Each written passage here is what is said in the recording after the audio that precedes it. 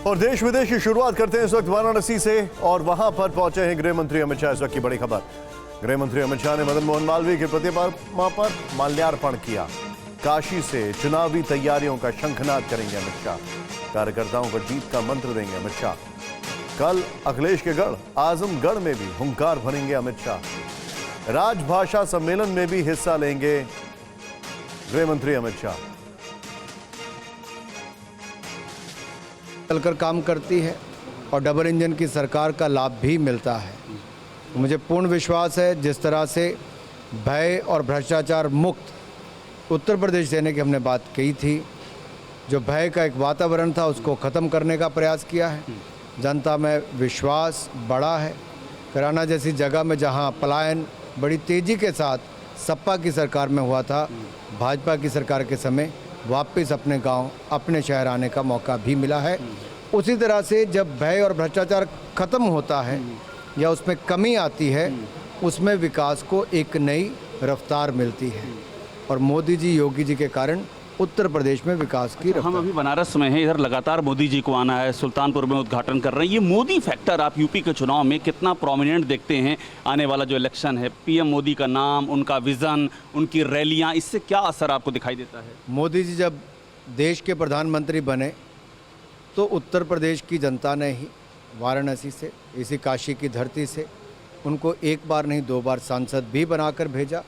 और मोदी जी ने भी जो कायाकल्प यहाँ का करने का काम किया है, डिफेंस कॉरिडोर से लेके हम बाकी प्रोजेक्ट्स की बात करें, 1 डिस्ट्रिक्ट 1 प्रोडक्ट की बात करें, ये कहीं ना कहीं मोदी जी का जो एक नेतृत्व है और योगी जी की जो काम करने की प्रणाली यहाँ पर है, उसका बहुत बड़ा लाभ मिला है। और मुझे लगता है इन दोनों के कारण जो उत्तर प्रदेश की जनता का विश्वास मोदी जी में है, योगी जी में है, उसका लाभ भी हमें। आपने खादी का पूरा अभी यहाँ पर हमने देखा, आपने आकर देखा है। गांधी जी का विजन था खादी, लेकिन यहाँ यूपी के चुनाव में जिन्ना की बात भी बहुत चल निकली है और बाकायदा जिन्ना का जिक्र किया जा रहा है। आप लोगों की क्या राय है? इलेक्शन पर किस तरह का असर देखते हैं जिन्ना फैक्टर का? एक और मोदी जी आज़ादी का अमृत महोत्सव मना रहे हैं, जहाँ देश भर में उन विभूतियों को भी याद किया जा रहा है जिनका बहुत बड़ा योगदान भारत के आज़ादी के आंदोलन में रहा। हर ज़िले से, हर गांव से उन लोगों को भी याद किया जा रहा है। वहीं दूसरे कुछ लोग ऐसे भी हैं जो चुनाव को देखते ही तुष्टीकरण की नीति और राजनीति पर आ जाते हैं। कुछ लोग जिन्ना का जाप करना शुरू करते हैं। जो 4.5 वर्षों तक दिखाई नहीं दिए, वो अब आकर जिन्ना के नाम पर वोट प्राप्त करने की बात करते हैं।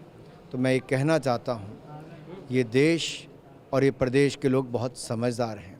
इन्होंने 2014 में भी, 17 में भी और 19 में भी उत्तर प्रदेश की जनता ने कड़ा जवाब इनको दिया था और इस बार भी पूरा जवाब देगा। आपसे आखिरी सवाल, जो ये काशी विश्वनाथ कॉरिडोर है, ये भी तैयार हो चुका है और पीएम इसको भी समर्पित करेंगे। ये काशी में आप चूँकि इस समय हैं, काशी विश्वनाथ कॉरिडोर को आप किस तरह से देखते हैं और इसका क्या मैसेज जाएगा?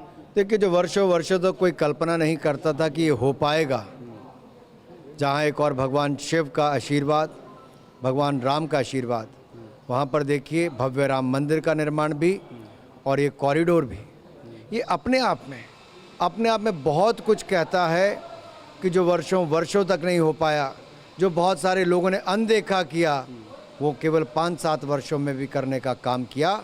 तो नरेंद्र मोदी जी के नेतृत्व में वो होने का। प्रियंका गांधी की चुनौती कैसे देखती हैं? वो लगातार आरोप लगा रही हैं योगी सरकार में क्राइम बढ़ा है, योगी सरकार में बेरोजगारी बढ़ी है। प्रियंका गांधी सड़कों पर उतर रही हैं, तो उनको किस तरह से देखती हैं, उनके एक्टिविज्म को आप? सोनिया जी, राहुल जी, प्रियंका जी, तीनों 2017 में, 2019 में पूरी ताकत लगा कर बैठे। आप अपने आप देखिए, राहुल जी उत्तर प्रदेश में नज़र नहीं आए, केरल के वायनाड में नज़र आते हैं, वहाँ भी कम देखने को मिलते हैं। एक और नौजवान उत्तर प्रदेश का ऐसा जिसको पूर्व में जिम्मेदारी मिली थी, वो भी विदेशों में और उत्तर प्रदेश के बाहर ज़्यादा समय बिताता है, लेकिन अब चुनाव के समय वापस उत्तर प्रदेश में आकर बड़ी बड़ी बातें करते हैं। मैं तो यही कहूँगा, उत्तर प्रदेश की जनता भली भांति जानती है कि कोविड की महामारी के समय भी योगी जी ने माइक्रो कंटेनमेंट जोन्स बनाकर लोगों की जान बचाने का काम किया, लोगों को अन्न देने का काम किया। मोदी जी ने अन्न और धन दोनों का प्रावधान किया और यही कारण है कि आज कहीं ना कहीं स्थिति संभली हुई नज़र आती है।